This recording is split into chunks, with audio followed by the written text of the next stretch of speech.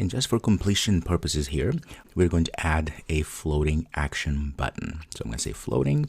There's a few here, but we are focusing on the first one, which is a widget floating action button. And to create one, we just say floating action button. There we go. And notice here, there's a few things that we can pass as usual. We can pass a child, tooltip, foreground, background, and so many other things. But we're interested in small things at this point. You can explore all of those on your own. I'm going to look at a background color. So I'm going to say colors, and let's give it a light green accent as such. And we can add a child.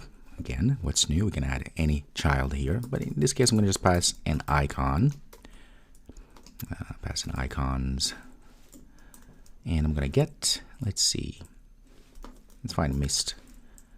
I'll call mist like this. Okay, let's save this and go. You can see we have, just like that, we have our floating button showing up there. So we can click on it and nothing really happens because we said that on our press, we're just passing null. Notice that's one of those behaviors.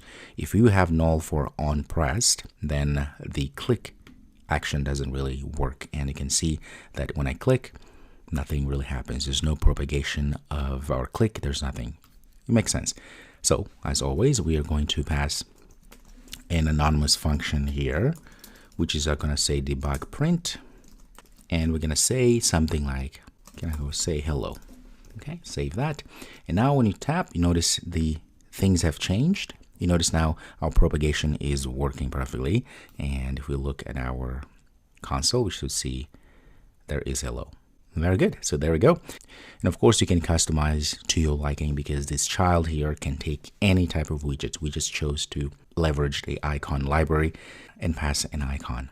So at this point here, we've done a lot of pieces that pertain to material design, mainly looking at scaffold, and looking at all these features that come for free for us to use right away. Okay, it's really easy to use our app bar. We can add all those action buttons. We can customize our own buttons using gesture, detector, or inkwell.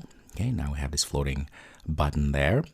And at the bottom here, we added this bottom navigation bar there. Here you should be fairly comfortable putting together very simplistic yet powerful user interfaces using Flutter. And I hope you go ahead and do so because you have everything so far, at least the basics, for you to start tinkering around a little bit in depth. Very nice, and I'll see you in the next video.